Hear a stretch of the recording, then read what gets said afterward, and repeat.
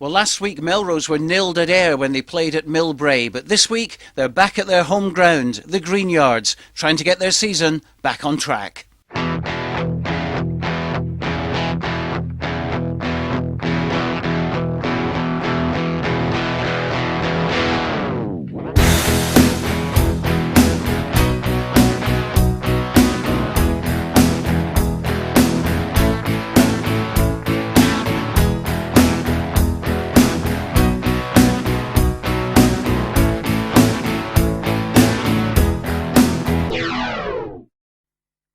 Welcome to Borders Rugby Roundup, and we start at the Green Yards where Melrose took on West of Scotland, their first home game of the season. Reporting, Graham McGregor. Well, failing to score any points at all last week, Melrose were back at their home ground, the Green Yards, to welcome West of Scotland, and West dominated the opening quarter, keeping Melrose pinned in their own half for most of that time.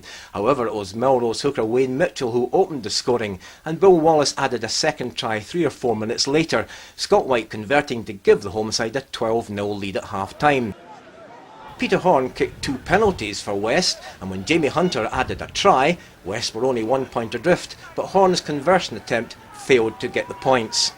In the end, however, Melrose upped their game, and it was Wayne Mitchell returned to the field who scored a second try, Scott White converting for a tremendous win here for Melrose, who got their season going at last. Yeah, it's a good win. It wasn't too pretty at times today. Difficult conditions, but I thought we deserved the win. Probably at the end of the day, I didn't think things in the field went particularly for us today with the decisions in the field, but we got on with it, and I think that actually boosted us on. The fact that a lot of decisions went against us from the referee, and it sort of just added a bit of grit to us, and I thought our players reacted fantastically well to that today. So, no, I'm delighted with the win, and just glad to get on the board after last week. Last week wasn't as bad as the scoreline looks.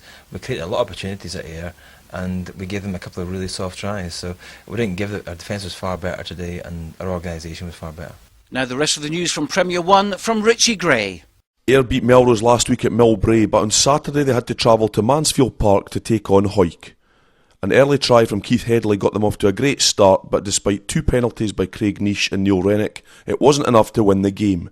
Ayr won 17-11, with Hawick getting another losing bonus point. Quite easily we could have won that game.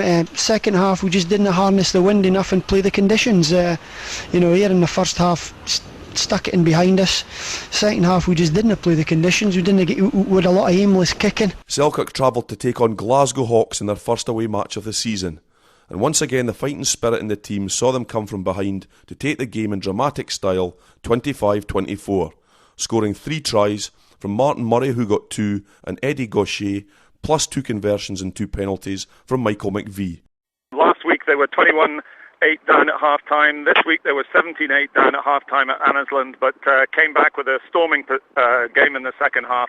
And really, they don't know the meaning of giving up and conceding anything. But Hawks were a good team today, but Selkirk believed in themselves.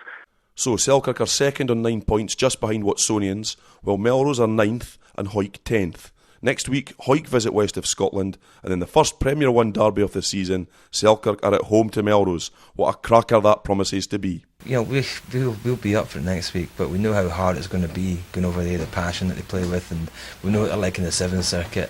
We've taken a couple of beatings off them in the 7th Circuit, but we're going over there confident, and we're looking forward to a good game. On to Premier 2 now, and last week only one of the border sides managed a victory. How would they do this Saturday? Well, here's Richie with all the details. Well, Gala were looking to build on their win at Biggar the previous week. They faced tough opponents in Stuart's Melville, and Lang Spears watched this one. An interval lead of 12 points was never going to be a big enough cushion for Gala to survive against a strong Stuart's Melville pack who scored 3 tries in the second half playing downwind at Netherdale. Gala's points came from Andy McLean with a penalty, Bruce Stick with 3 first half penalties and 1 even against the wind. But Gala were never able to control the game in the conditions, and Stuart's Melville's thoroughly deserved their win. In the other 3 Premier 2 games involving border sides, Kelso drew 26-all at Hamilton after being ahead for most of the match. Peebles comfortably beat GHA 31-6 at the Gites, and Jed Forest beat Biggar 13-3, giving them their first points of the season. We'd have liked a drier pitch and for moving the ball about a bit more, but I thought the first half we played quite well in the conditions. but 13 points up for me wasn't enough for the territory we had. It's local derby time next Saturday as Gala and Jed Forest lock horns at Netherdale, while Kelso and Peebles play each other at Poinder Park. Coming up in the programme, a look at Berwick Rugby Club as they seek to bounce back from relegation from the Premiership last season. But after the break, we look at the National Leagues and the Eastern Leagues involving the Borders clubs. Welcome back to Borders Rugby Roundup, and all three Borders sides in the National League won their games. Berwick and Langham in Division 1 and Hawick YM, who are now in second place, still unbeaten in Division 2.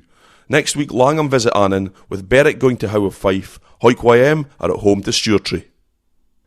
In the East League Division 1 there were wins for Hawick Lundeen and Hawick Harlequins, while Duns lost at North Berwick. While in Division 2 St Boswell's success continues with another win, this time over Walkerburn. Next week more derbies, with Hawick Lundeen and Hawick Harlequins playing each other, Errolston taking on St Boswell's and Walkerburn against Gala YM. In the other match involving a local side, Duns host Pennycook. This is Scremerston, home of Berwick Rugby Club, who until last year were playing their rugby in Premiership Division 3. Sadly, they got relegated. They're now in National League Division 1.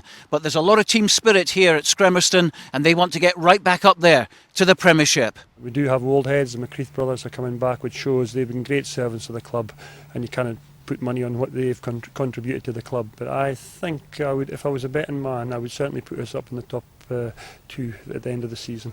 With Langham possibly? Well, if Langham were behind us, I would be very much happy. If we go up as champions and they're runners up, I'd be delighted for Border Rugby. Loyalty is a big word we try and use because we are all Berwick guys, and we like to think that a lot of guys would stay loyal to the club, but obviously there is times I've been away myself to better myself, but unfortunately didn't do that. But I always come back. This is my home. This is the place I love coming out on a Saturday afternoon and performing on this pitch in front of you. We're a very close-knit community sort of thing. You know, every guy that's playing for our first team have come through the youth system, so you know, trying to get the spirits up is quite easy, to be quite honest, because these guys have played together a lot through the youth system and what have you. So hopefully, you know, it's just a bit of fine-tuning by myself and by Dougie, you know, just trying to get the spirits up. But hopefully that'll come in the first couple of games. If we get the wins going, get the momentum going, and hopefully everything will be fine from then on.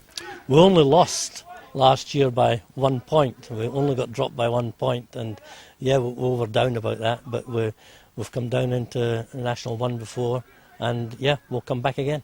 You can see more from those interviews on our Berwick television page at our website. But that's it for this week. Next week, 6 local border derbies. Can't wait. We'll be at one of them. Join us again for Borders Rugby Roundup.